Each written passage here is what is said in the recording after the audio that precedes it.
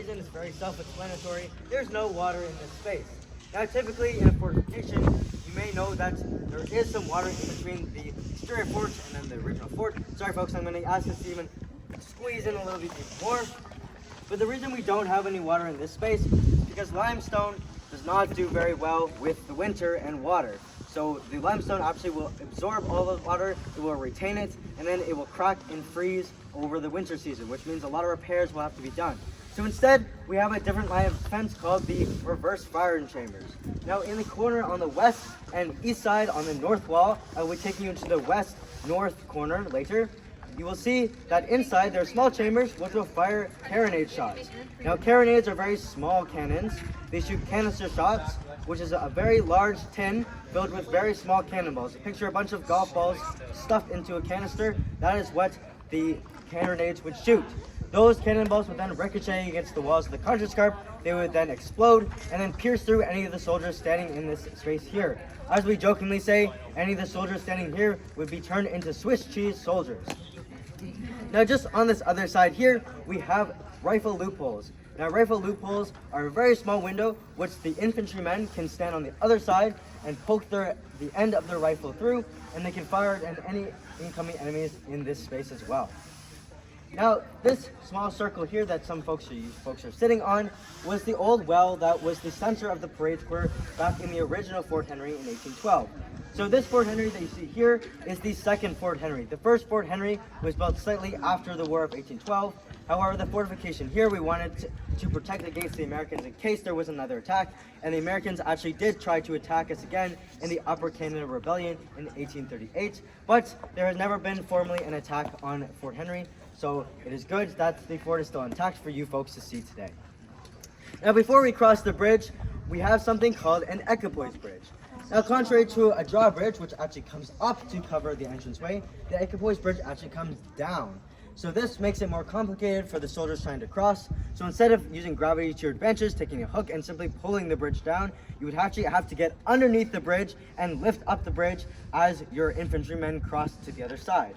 This is a very complicated procedure. Not only you were fighting against gravity, against the weight of the bridge and your own men, but you were also being fired upon. So it would have been very difficult to enter the lower fort if you wish to, as this is the only practical entranceway to get into the lower fort. Now we're going to make our way to the lower fort just this way, folks. I'm going to keep us again to the left-hand side, and we're going to go around the corner.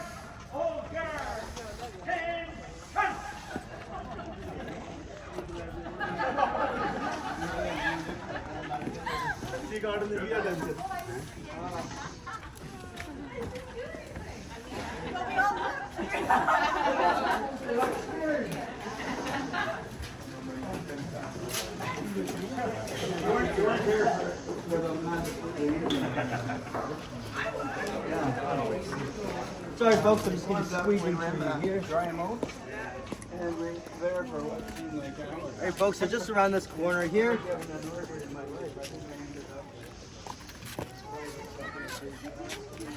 we have a pretty large tour group, folks, so I'm going to ask everyone to kind of push this way, but please stay behind the rope barriers. Training on the parade square. However, we are preparing for our reunion show tonight, so a lot of us are doing tours today, but hopefully later in the day, you guys folks can stay around for the parade, which will be happening at 3 o'clock.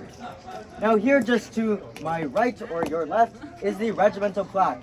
Now the regimental plaque features all the regiments that were stationed at Fort Henry. It does start in 1812, so back when the first Fort Henry was built, and then extends all the way down to when the Canadian military took over, and just all the way till the end of World War II.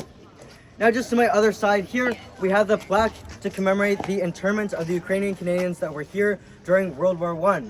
Now the Austro-Hungarian Empire, they were alliance with Germany, so many of them when they arrived in Canada, they had Austro-Hungarian passports, meaning that they might have been considered spies or enemy aliens.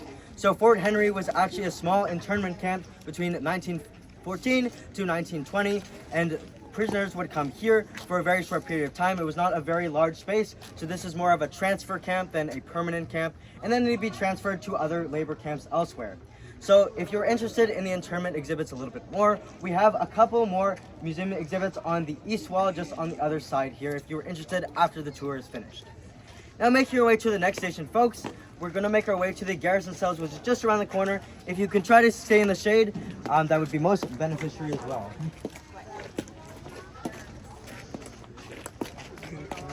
Just along this wall here, who might have been stationed in these cells here? Yes. For prisoners. That is actually incorrect. So it was not for enemies. It was not for Ukrainians either. So the garrison means the life of which the soldier lives. So the garrison cells were actually meant for us. So if a soldier says to myself, misbehaved, didn't quite listen to orders, we had a poorly conducted uniform, or the most common reason, because we drank too much beer, we tended to like our beer quite a bit, we'd be thrown in the garrison cells from 3 to 42 days. So it's a very long, extensive period. Now, some of the punishments that would be issued in these garrison cells were things such as cleaning the privies, perhaps a loss of a good conduct stripe. So as you can see on my right arm, every 7 years we are given 1 good conduct stripe for 7 years of good service to the Queen. However, I am not a very good soldier, so I do not have one yet. But if you were thrown in the garrison cells, one of those bands could have been removed, so you'd have to serve another 7 years if you wanted that band back. Now, the last thing that would be given to the soldiers in the garrison cells was something called shot drill. So shot drill was a very labor-intensive drill where you'd have to pick up a cannonball that weighed 24 pounds. You'd have to walk with your arms very straight like this. You'd have to walk to the other side of the parade square and recreate a pyramid of those 24-pound cannonballs over and over and over until you were told to stop. So it was a very difficult process. Now, before we go into the garrison cells, just one last thing to note. So I did say it was 3 to 42 days. There was a small exception that the soldiers were given a bed. So after the 7th day mark, you were given a bed. However, every 3rd night, that bed would be removed to make sure that the soldier knew it was indeed a punishment. So he'd have to sleep on the floor on the 3rd night. So feel free to look inside the garrison cells, folks, and I will meet you back out here in a couple minutes. Oh, sir. Mind if we join your tour? Of course. Yeah. How are you, sir? Very, very good. Enjoying it so far. You're talking about punishment. Alright, folks, so if you're done looking at the garrison cells, I'll just have everyone move along this side here. Please try to stay in the shade. I don't want anyone to get sunburned again. But next station, I will be talking about the privies. Very exciting stuff. A very clean spot as well.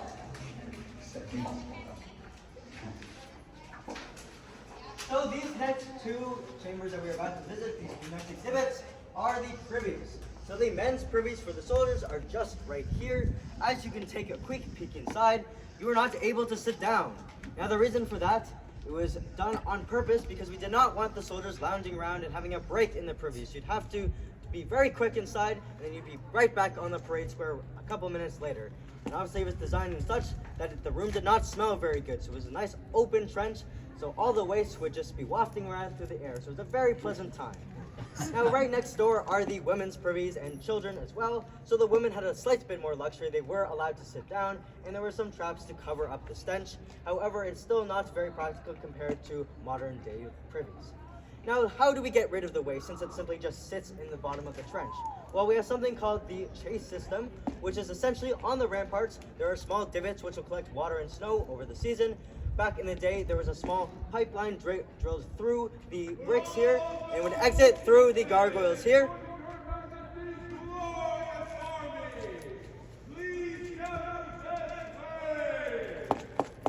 There will be indeed quite a bit of yelling throughout the tour, folks. So then the water would then exit out of those gargoyles. It would then go underneath the parade square and it would be collected in cisterns. So cisterns are essentially a very large water tank. And when it was time to flush the privies, we'd open a sluice gate and then all the water would chase all the waste down to Navy Bay, which is the bay just on this side between us and the Royal Military College. And it was also where the women would coincidentally do the laundry. So you can imagine, we did not want to open the sluice gate while the women were doing the laundry down in Navy Bay. So we had to coordinate with the schedule. Are there any questions about the privies, folks? Unless not, we'll make our way around the corner to the officers' quarters. Wonderful, folks. Follow me this building.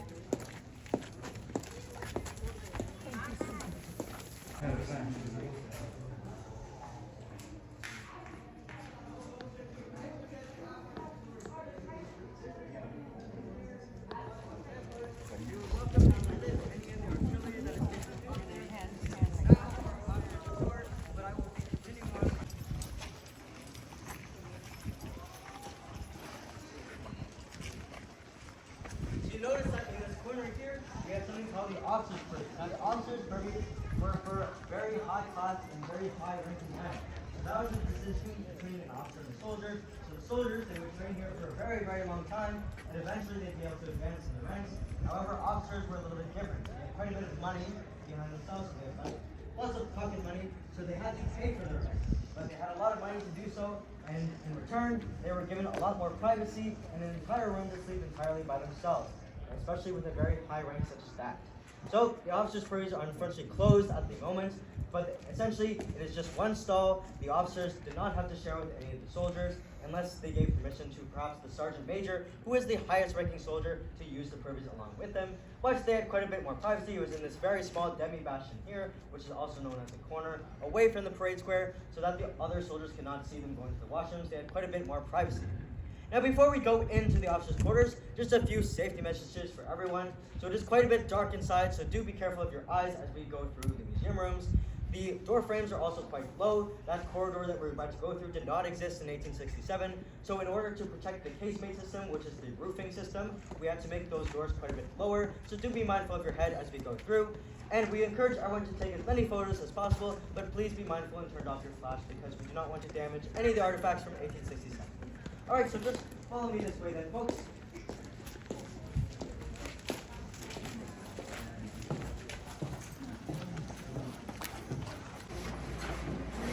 Alright, folks, so just as the last few visitors are waiting on the side, welcome to the uniform room.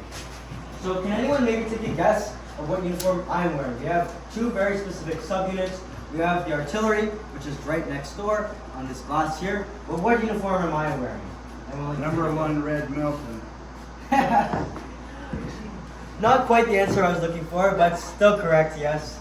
But what is my subunit? Does anyone know what my subunit is? Drums. That is correct. So I am wearing the drums ones today. It's the dress uniform. However, you will also notice that the squad is also wearing the same color uniform.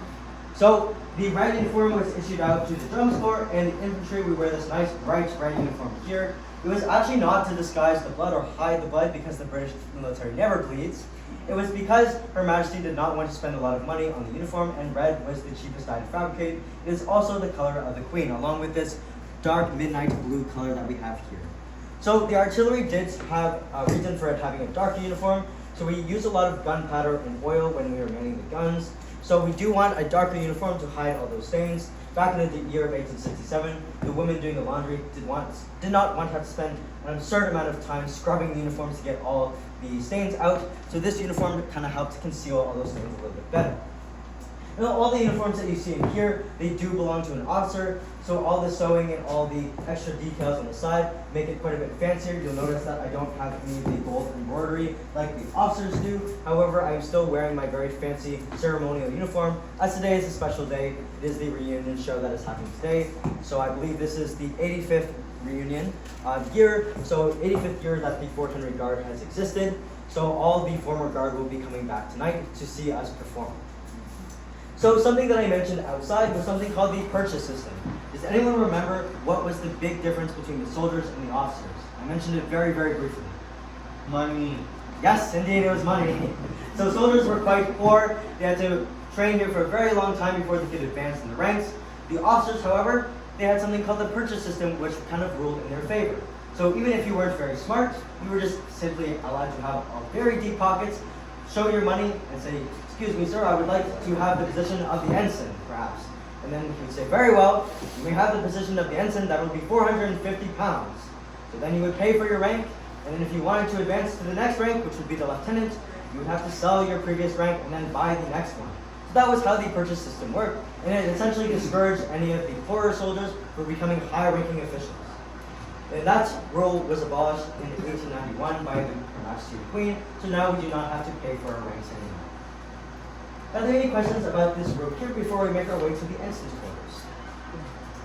Wonderful. However, they were only for the exercise of the hunt. Now, this room, the dimensions were to the end of this room, all the way to this door just behind this gentleman here.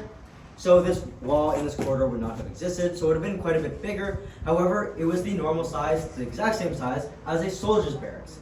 Now, can someone maybe guess how many soldiers would fit in one room? 20. You're very, very close. 25. It's actually a very uneven number. It's below 20. 19. It's 19.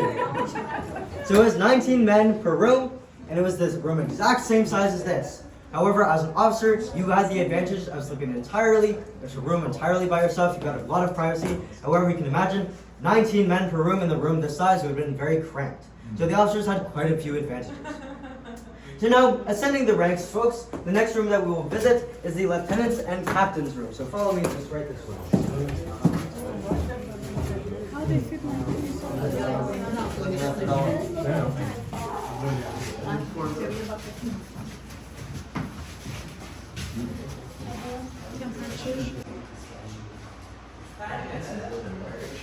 Alright, so welcome to the lieutenant. Higher class than the ensign, as I stayed here for quite a bit longer. Now, in their spare time, which they had quite a bit of spare time, they did not have to train as hard as the soldiers did. They simply just gave commands on the battlefield, as I mentioned, not allowed to fire any of the rifles or the cannons. So in their free time, they would have to amuse themselves in a lot of sports. So the hunts being the most popular, fishing, horseback riding, and during the winter, they would be allowed to go on the snowshoes, which you see just right in the back there. Now, a huge difference between the soldiers and the officers again was something relative to their clothes. So when arriving at the fort, officers were allowed to keep all their civilian clothes on them, as they were allowed to leave the fort whenever they pleased, unless they were given commands or duties. However, the soldiers, when they arrived at the fort, they were not allowed to keep any of their civilian clothes for two reasons. One, we did not want to encourage desertion. As you can see, it'd probably be very easy to spot me leaving the fort wearing this bright red uniform instead of civilian clothes, which, since there was a lot of tradesmen coming in and out to sell their rations at the advanced battery, it was very easy to leave the fort or desert with civilian clothes. Now, the second reason was because many soldiers were very poor, living on the streets of Kingston. The military was considered a luxury at the day. You got free meals a day underneath the regiment, along with a place to sleep, so it was quite an advantage. However, arriving at the fort, many of you were sick, so in order to prevent the spread of disease, we had to burn the majority of the clothing. Now, on the ground here, you'll notice that there is kind of a bit of a rug with a bone on top of it. Now, the senior officers were allowed to have pets, most commonly cats and dogs. However, there were also some legends of a fox and a parrot staying here as well, but that is not 100% confirmed. Are there any questions about the senior officers' quarters before we make our way to the commandant's room? Is this original furniture from back then, or? It is from the same time period, however, it is not original to Fort Henry. So I'll be mentioning a portion of a man further down the corridor. His family donated almost all the artifacts that you see here currently in the museum rooms. They're from the same time period, however, they're not original to the fort, because when the British military abandoned the fort in 1870, they took almost everything with them. So making our way to the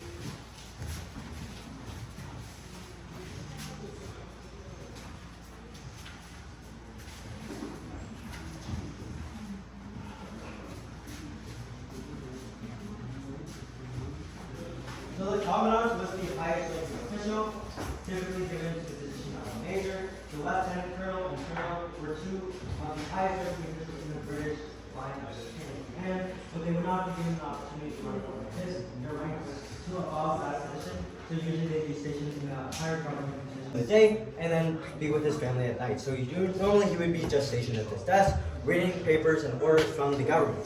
Now, the government documents that you see on the desk, they are real. They have red ribbon wrapped around it. Now, back in the day it was red, but now it's turned pink just due to age.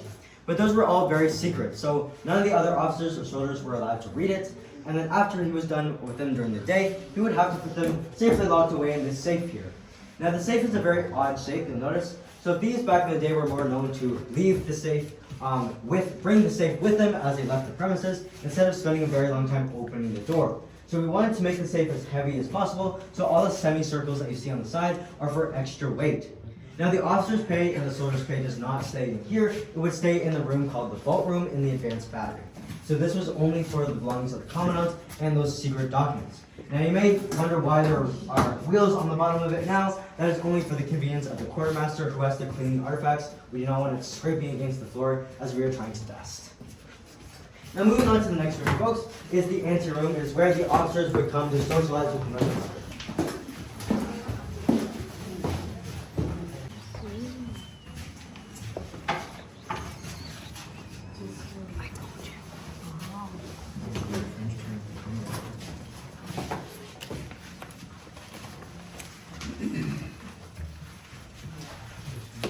So the anteroom was a very lively, very social room. It was also a very special room in the sense that the officers' wives were also allowed to join in this room. So the officers' wives did not stay with them in their quarters. Women were considered a distraction back in the day, and also the officers' wives were very high class, so they did not want to be staying in a fort where almost everyone below them was low or middle class. But during the day, they were the socialites of the fort, so they would come in here to socialize with the officers' colleagues, but also to tend to the soldiers' wives. So there would be knitting circles, and as well as sewing, and they were the first ones to congratulate or condolence perhaps a birth or a death. So that was their role here at the fort. Now in this room though, they'd have to play games of strategy as we wanted to keep their minds as sharp as possible. So games such as whist, which is a very early rendition of bridge. That is the game that is set up on the table here. And then in the back we have the chess set. And on the side we have the piano, and maybe on the commandant's safe we also had a violin as well. So the higher class were more known to play instruments, so this was a very social and lively room to be in.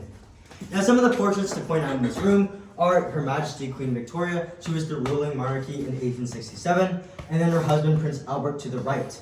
We also have Sir Richard Bonnycastle just up on the mantle. He was the royal engineer prior to the construction of the fort, but he was also in charge of the militia that served during the 1838 rebellion. Now the rebellion, the regiment that was stationed here, they had to go down to the United States to protect against the Americans, but to replace them we needed a militia, so civilians who would come to volunteer to protect the fort during that year. So the militia that came were 90 warriors of the Mohawks of Tynedega, pardon me, who came here to defend the forts during that time. So he was in charge of them during that year. And just above the sofa we have the officer's portrait. So something to note about that photo is that every single officer that you see there, their photos have been taken individually, then cut out and pasted onto a background, because the frame size of each photograph back in the day could only withstand about the size of one person. So they have not been taken all together, they have been all taken individually and then cut out and pasted onto a background. Are there any questions about the anteroom before we progress on to the officer's mess? Perhaps you folks would like to guess what this person topic were? Yes. Sure. Wounds and rest being shot. So anything related to work, so yes, I will take that. There's three others. In here. And the mess especially. But they also had to sit according to rank. Now you can imagine the ensign who was the junior officer, he was sat at the very end, and then all the other higher ranking officers in between. However, the president and the vice president of the mess wasn't always the commandant and the second rank below him. That rank was interchangeable, and whoever the commandant allowed to be the president of the mess for that meal, they would sit at the end and would address the entirety of the mess. Aside from that, behind the commandant or the president of the mess are the colors. Now the colors are incredibly important to every single regiment that has served under Fort Henry. The flag on the right here or your left is the Queen's colors. So all the colors, the flag of Great Britain, the Union flag with the crown in the middle. And then the flag on the other side is the regimental flag, very similar to the regimental flag. However, it does have an extra band that is not featured on the regimental flag, which is the militia, which I mentioned was the Mohawks of Canada. So they are also featured on that flag. And someone here mentioned about if the artifacts were original to the fort or not. This man here, his name is Sir James Leslie. He was the officer who owned almost all the artifacts that you see in the officers' quarters. When he passed away, his family donated almost all the artifacts that you see here now. They are from the same time period or older, however, they are not original to the fort. Are there any questions about the officers' mess? Wonderful. So in the next meeting, he simply prepared all the plates and then brought them next door. So he was certainly the #1 butler here at the fort. Now, it wasn't given to an officer, it was given to a soldier close to retirement. So it was quite a sought-after position, as there was quite a bit of responsibilities, but there was also quite a few advantages. Now, to list the responsibilities first, he was in charge of the wine cellar. So there were 2 keys for the wine cellar, one for the commandant and one for the messman. So only 2 men out of the entirety of the regiment, so out of 300 men, were allowed to enter in this room next door. He was also in charge of the registry, meaning that's all the money that the officers gave him to buy any ingredients for the mess. He had to write them down in that booklet there. Now, there were advantages of being the messman, was that you got all the leftovers from the very high-class and fancy meal given to the officers. So there was quite a few leftovers, so the messman got all of those. So on top of his rations, he got quite a bit of extra nutrients. Now, there was an advantage that was also considered better than the lives of the rest of the soldiers. So at times, the messman was sometimes allowed to sleep by himself in this room, so he did not have to share with 18 other men. The fire was always lit as well in case the officers ever wanted a midnight snack, so it was always nice and warm and cozy, especially in the wintertime, because it gets very cold in the soldier barracks. Now, on the note of the wine cellar, I hope you all brought your wine glasses, because we're going to make our way to the very most protected room in the entire.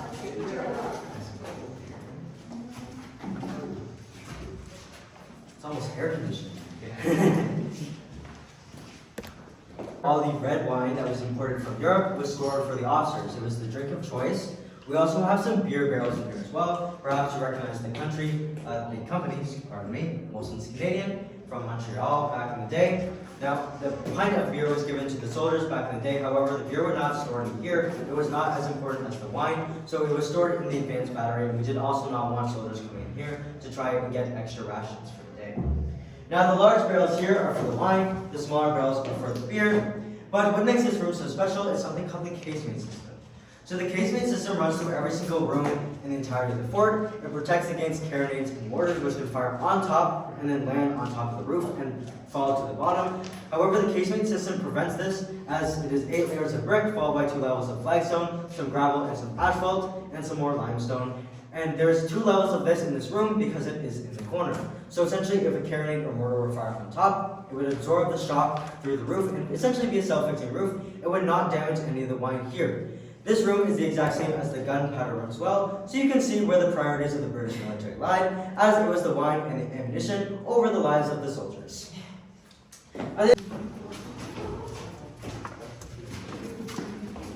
So this is why we have one of these bread ovens that you see here to the side. This was the old officer's kitchen, which was then just brought next door to the mess room. However, this room back here is the reverse firing chamber. Now, the reverse firing chambers was a very dangerous place to be as a soldier. Firing the carronades in the room, since it is a very closed-off confinement area, it would be very damaging to your hearing. Along with that, there was a lot of gunpowder and smoke being fired on. So in the room, since there was barely any ventilation, it was not very good for your lungs either. But the soldiers would then enter from this door. They'd be locked in from the outside, as if the enemies were able to squeeze their way through these openings here. Because when the carronade is fired, a trapdoor opens with the mechanism of the firing. But if they had not enough time to reload in time, the soldiers would actually be able to open that trapdoor and make their way in. So that is the reason why we lock the door from the outside, in case any of the enemies breach the reverse firing chambers, because that is our last line of defense before they made our way into the lower fort.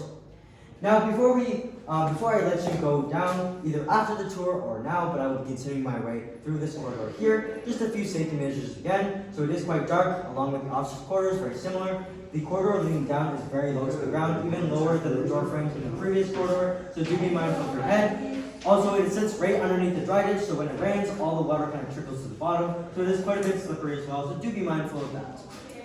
Are there any questions about the reverse fire chambers before I continue on with the rest of the tour? If you were married, you would then serve longer in the regiment. So many soldiers, once they advanced their ranks, they were very much encouraged to be married. However, there was a very, very small percentage that could be married. I can tell you right now, it's less than 10%. Who would like to guess what that percentage might be? 9%. Lower than that. 7. Lower than that. 5. Higher than that. 6%, yeah. So 6% of the regiment could be married. So in order to get married, you had to be a very high-ranking soldier, so a first sergeant or a sergeant major. You then had to have 14 years of good service to the Queen, so 2 good conduct stripes. Along with that, you needed a letter from the clergyman and an interview with the commandant. Your wife also had to be present for that to judge if you were of good moral character. Once the marriage had been approved, however, you were very much lucky to join the rest of the married couples in here. So about 4 to 6 families would be here at a time. Even though it was still crowded, it was still a step out from the stinky soldiers' barracks. So you were given a bed again, and then your wife right next to you. However, if you were a child, unfortunately, you had to sleep on the ground. Or in these curtains, you could turn these into hammocks. However, you were sacrificing your privacy as a result. Now, what life was like for the children here at the fort, you were given an education. However, since the fortification was the entirety of your life up until you were an adult, so 14 for the boys and 16 for the girls, you normally were causing a lot of trouble. So one officer a long time ago, he wrote in his journal that the children at Fort Henry was best described as little rascals. They would climb on the cannons, they would run across the parade square, they would hold their mothers back crying and screaming all the time and cause chaos. Although as cute as these dresses are, they were quite a bit of an annoyance at the fort. But the women of the garrison, they had a very important role. Although you may not see a lot of them walking around, they were considered the backbone of the fort. They did, although very stereotypical roles of the day, they did all the laundry for the entirety of the fortification. So they brought all the uniforms and their clothes that belonged to them and their family down to Navy Bay. They spent the entire of Monday washing all the clothes. It was called Blue Monday because the chemicals that they used, which was bleach, borax, and lye, turned their hands kind of indigo blue. So they'd spend the entire day washing that, but it was also a very depressing day. It was a very tiresome duty. So they spent their days doing that and also cooking and cleaning for themselves, their husbands, and their children. In the dry ditch, once we eradicated the firing of the carronades, they were then able to set up gardens in the dry ditch, so they were able to provide a little bit of extra food for their family. They were also allowed to clean the privies. The money came out of their husband's salary, so they wanted to keep that money in the family. But the women of the garrison were also responsible for knitting and sewing and basically doing all the very small domestic chores around the fort. Although it is a very stereotypical role, they were still incredibly, incredibly important. Are there any questions about the soldiers' wives or the married quarters here? No. Wonderful. So we're going to make our way to the schoolroom.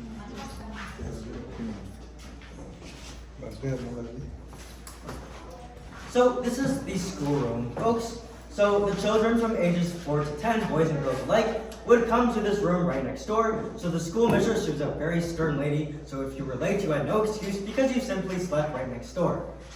She would teach you subjects such as geography, history, mathematics, and English. And from the ages of 4 to 10, you were with the opposite gender, so you were schooling all together. However, after the age of 10, you were then separated. So the boys, they would continue on with the schoolmaster from ages 10 to 14. He would teach them things such as basic foot drill and introduction to the trades, and how to do some advanced mathematics. The schoolmaster was also responsible for the soldiers as well, so those who could not read and write, they would attend night classes with the schoolmaster. He was a very respected soldier. He was actually a soldier of retirement, so still very high ranking. However, since he was at retirement, he was simply just known as the schoolmaster. The girls, however, they would continue on with the schoolmistress. So up to the age of 10 to 16, they would be taught how to be good mothers and various stereotypical roles. However, thankfully, times have changed. Now, in order to stay here at the fort after the age of 14 for the boys and 16 for the girls, since they were struck off the strength of the regiment, meaning that they were considered adults, they had to find either work here or in the city of Kingston. So the boys, they could join the drummer's corps, which is for the boys who aren't quite at the age to fire a rifle, which is 18. You could join the drummers, which is what I am dressed as right right now, currently. So the Singlers Corps were the drummers, buglers, and fifers. They were essential on the battlefield to giving commands because yelling doesn't do very good on the battlefield. It just kind of gets all mixed in with all the other commotion. But the drums were meant to give commands on the battlefield. So that was a very important part of the regiment. The other option was to become part of the tradesmen. So the bakers or the blacksmiths, if they wanted an apprentice, the boys could go on and learn from them. So that was the two ways they could stay here at the fort. Their other option was to continue on their education somewhere else in the city of Kingston perhaps, or find other work there. And for the girls, they only had one option. And unfortunately, it was only to get married. So the soldiers, by the time they could get married, they were around the age of 32 minimum. So many of them did not want to marry a 16-year-old girl. So many of the girls, they did not stay here. They actually went to the city of Kingston to find more domestic work there. Are there any questions about the children of the fort? Bakery, everyone. This is one of two original bakeries that existed in the fort. The other one being up at the advanced battery where you would have came in today. So this is where civilian male bakers from the city of Kingston would have came in at around 5 a.m. to start making the soldiers their daily bread rations. Soldiers received 1 pound of 100% whole wheat bread per day, which is around half of one of these 2-pound tins that I have on the wall there. Now the officers, however, could have requested white bread, which was more expensive, or even cinnamon bread for special occasions, such as birthdays, holidays, and promotions. Now the ovens behind me are quite large. They're actually 8 feet deep by 6.5 feet wide, and they can hold 120 of those 2-pound bread tins that I was mentioning, which is around 240 rations per oven. So the way these ovens work is in the morning when the baker came in, they would light a big fire up at the top. You can see mine is just burning down now. They would wait till that fully burnt down to coals. Then they would shovel all those coals out into that doghouse area below, put all the bread where the fire had been, and allow the residual heat to cook everything for them. Now a fun fact about this room is that it is one of only 2 in the fort without any of those rifle loopholes in them, because if you wanted to shoot out of this room, you would have had to climb into the oven, and that probably would not have been the best idea. Although there are fake ones on the outside so that people didn't think that this was a weak spot of ours. Now, if you are interested, I do still bake here, so there is bread and cinnamon bread sold down that direction at the commissariat store, and there is also, I believe it is cheese and garlic pretzels today, sold up at Mrs. Henry's treat shop at the advanced battery. Any questions? The pretzels would not.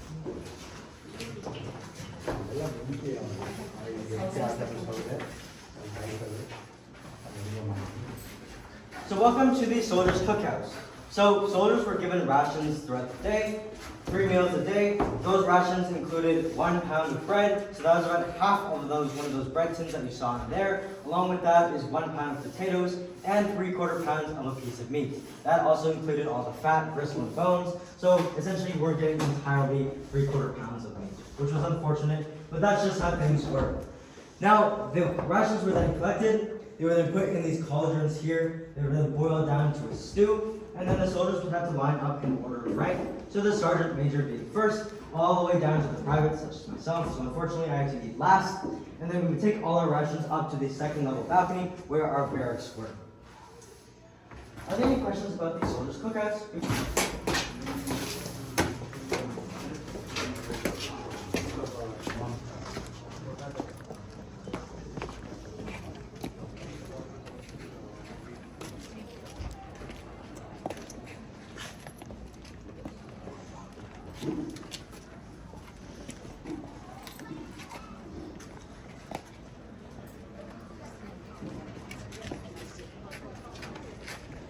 Good to see you all today.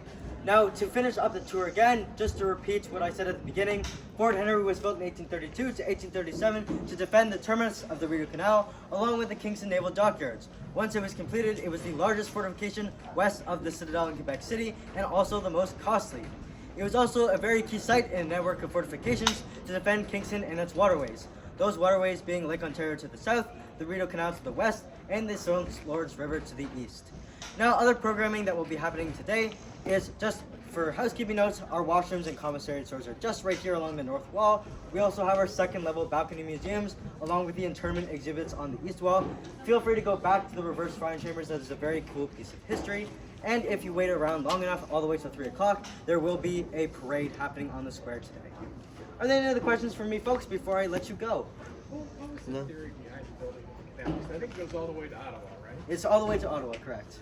I know it's built for defensive purposes. I don't understand what good it really does.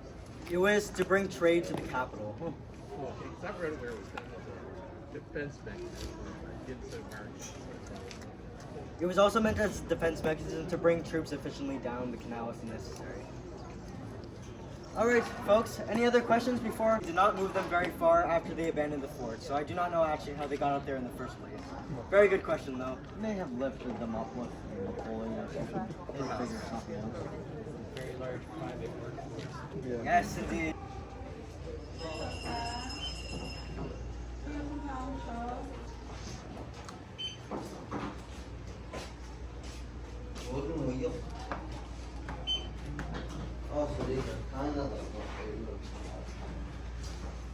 And also, is the gun? No. So to me, so it's going to 55, 28.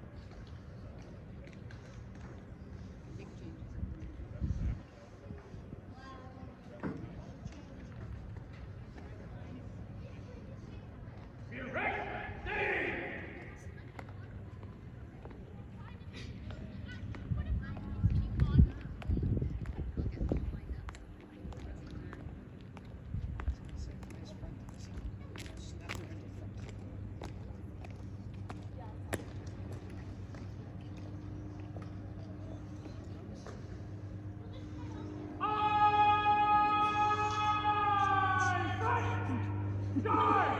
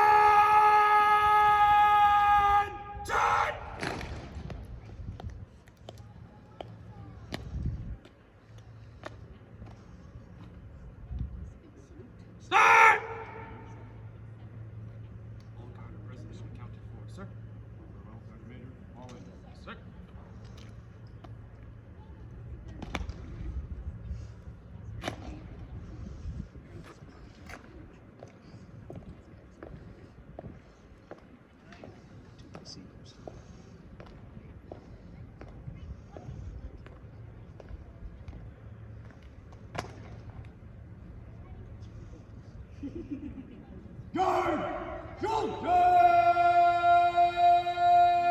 Arms!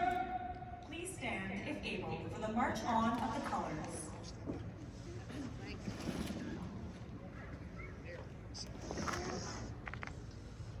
March on the colors! To the colors! Present arms!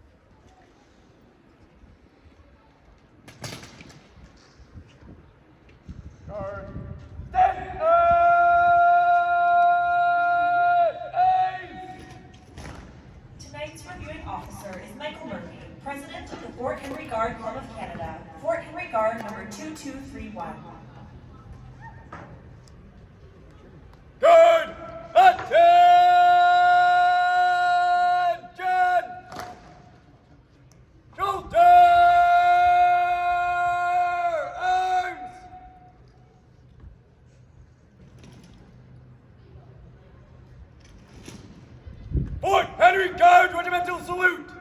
Present arms.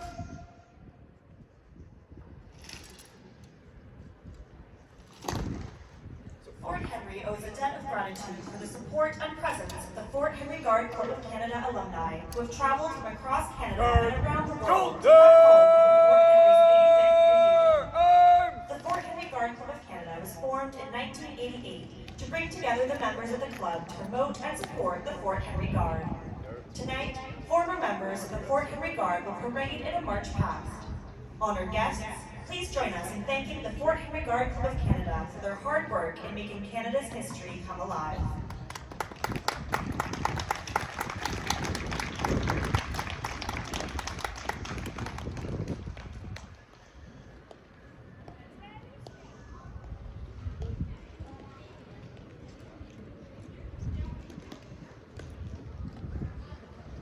Guard, present arms.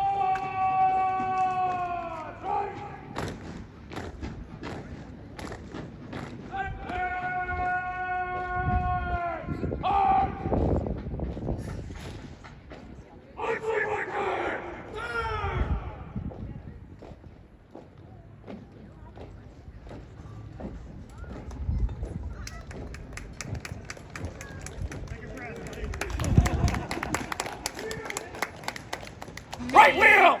A bold Fusilier came marching down through Rochester, back from the wars in the Low Country, and he sang as he marched through the crowded streets of Rochester. Who'll be a soldier for Marlborough and me? Who'll be a soldier?